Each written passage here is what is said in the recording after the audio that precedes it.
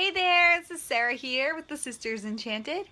I'm looking especially tired. It's 7 o'clock p.m. where I am, um, which is very late in the day when you have a small child who wakes up very early in the morning. So it's been a long one over here. So today is day 4 of 5 Days of Magic.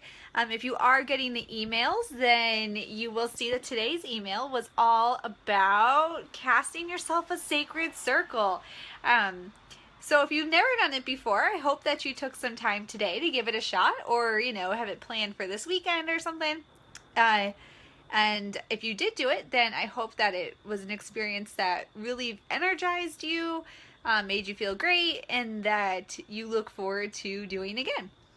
So as you saw in the email, there are certainly different ways that you can go about casting yourself a little sacred circle or a magical circle, and there are different reasons why you might want to do that. So today's purpose was just to kind of practice, get a feel for it, and feel that energy within yourself, and just feel that magical energy that you can bring in around you when you connect with the elements and, divine or the universe or spirit or whatever you call it, and the earth below you, and just take a moment to feel present in all of that. So that can feel really great. And so that is what today was all about. So tomorrow we're going to take it up one more notch, and add a little bit more to it, but for our finale, the 5th day. But today is just kind of getting a feel for it and experiencing that energy. So some common questions that I get when talking about circle casting would be, the first one I typically get is, what do you do if you need to leave the circle?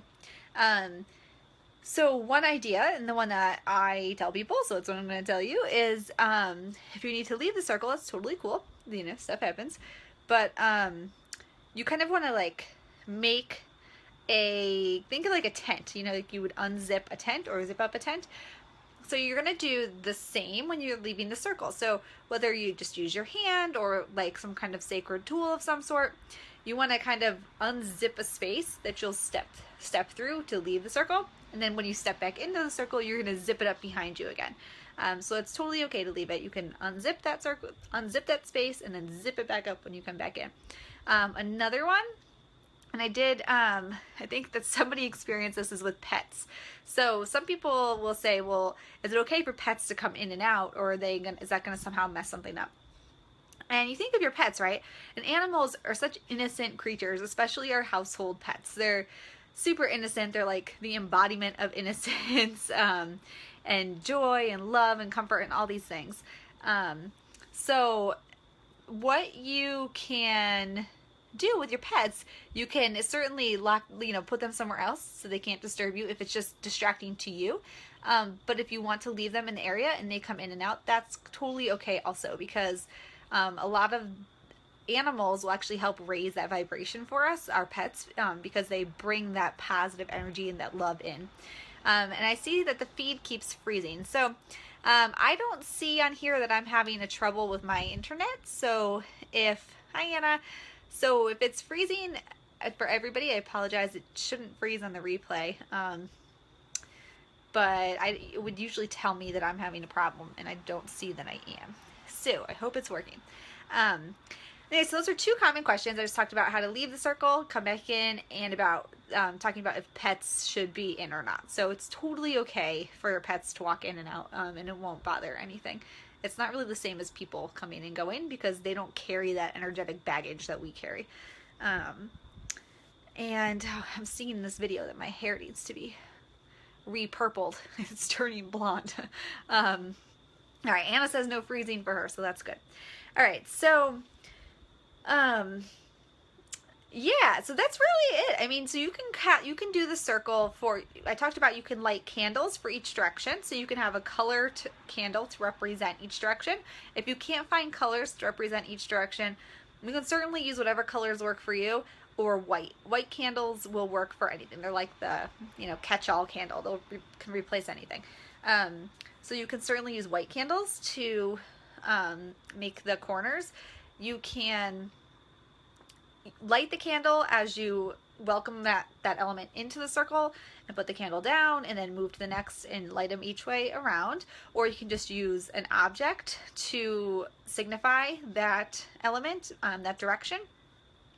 So something that's significant to you for that, or like a crystal or something, you can do that also. Or you don't even have to put something down. You can just go through the circle and face the directions. That's fine also. I like having something there. It also kind of gives me, it's part of the ritual of it. And then also, hi Sarah, helps me to, know where my circle is if I'm moving around and doing stuff too. It's kind of like, a comfort thing to know where my space is. And so you cast your circle going clockwise. So you start with the east and then move to the south and the west and the north. And that's like turning on the energy for you. And then to kind of like pull that energy back, decompress it, scatter it back out again, you're going to start at the west, go down to the south, the east, and the north. So you're going to go counterclockwise to close it up. So you wind up the energy and then unwind the energy. What else? So I think that's really it. So you can do this any time of the day, or inside or outside, it doesn't matter. If you do it inside, it can help to make sure your space is like really clear. So maybe smudge first, or light some incense, or just kind of, you can take like a broom and just sweep out the corners, or whatever is clearing and cleansing for you. You can do that. You can set up the space as nicely as you'd like to, or as minimal as you'd like to, and any time of day. So it's really amazing to do this at night, by candlelight. It's just really energetically feels really great. So if you haven't been able to try that, I definitely recommend it. But you can do it any time of the day. And if you need to find the directions, most of you probably know this, but you can certainly use a smartphone. I know the iPhone has a compass app, so you can use that to find the directions if you're not sure where your directions are. And I think that's really it on circle casting. So it's not a huge, it's not a hard thing to do, and there's not a lot that goes into it when you're just doing it at its basic, for its basic kind of level. You just do it. That's the important thing. And you can bring as much to it or as little to it as you want to. And as you become, more practiced in it, and you just can, welcome in the directions and the elements rather, and you just know how to do it on the fly, you can almost just do this like when you need to create a safe space for yourself kind of on the fly. You can just, if you know where your directions are, just kind of go with it. But it's a really cool thing to do, like under the moonlight at night also. So I really recommend that to you. And I think that is it on circle casting. So yeah, the email had the details in it, so check out your email. You want to welcome each direction in and like really visualize it enough that you're feeling it, to bring that energy in. And since you're the center of that circle, you really want to see yourself rooted to the ground, like really connected to the earth, and then also to the skies above you. So you've got like bright white lights coming out of your body to the universe, the skies, the stars, but you're also rooted firmly to the earth. So you're one with everything, and you've seen the wind blowing around you, you've seen that beautiful meadow or forest or rolling hills or whatever of the earth, and that crackling flickering bonfire, and who did I miss? Water. And the water, the waves crashing, or feel the water when you drink a big glass of water on a hot day, and you can feel it refreshing you from the inside out. You feel that and bring that energy into the circle with you.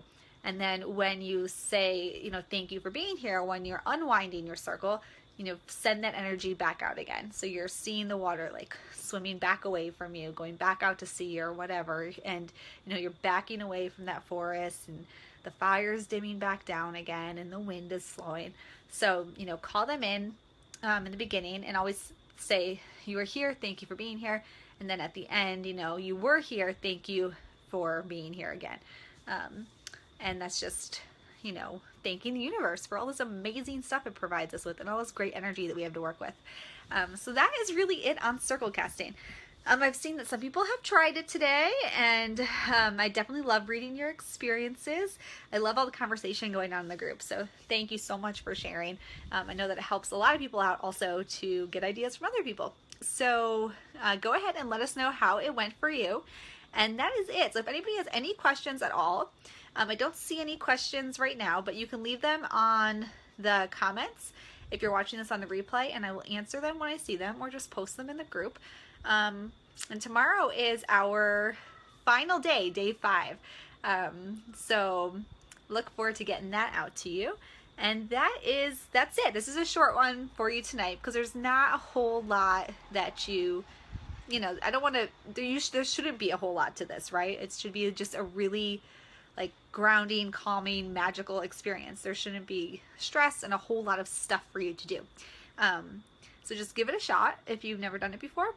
And if you have done it, maybe this is a good time to just, it's a sign that, take some time to ground yourself and cast that little circle and just be. Just spend some time being. Definitely something that I need to do today. It was a long day for me. As you can see by how tired I look.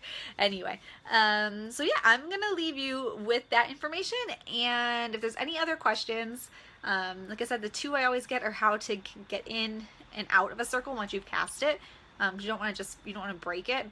So again, you just kind of zip and unzip to get in and out. And then the thing about pets, so pets are certainly welcome in. Has anyone read The Spiral Dance by Sarah Hawk? It really explains circle casting so well. I have not, so that's a good recommendation. So yeah, I think that is it for today. So any questions, leave them in the comments, and when I see them, I will answer them. And I will see you guys all tomorrow. And have a great night. Bye.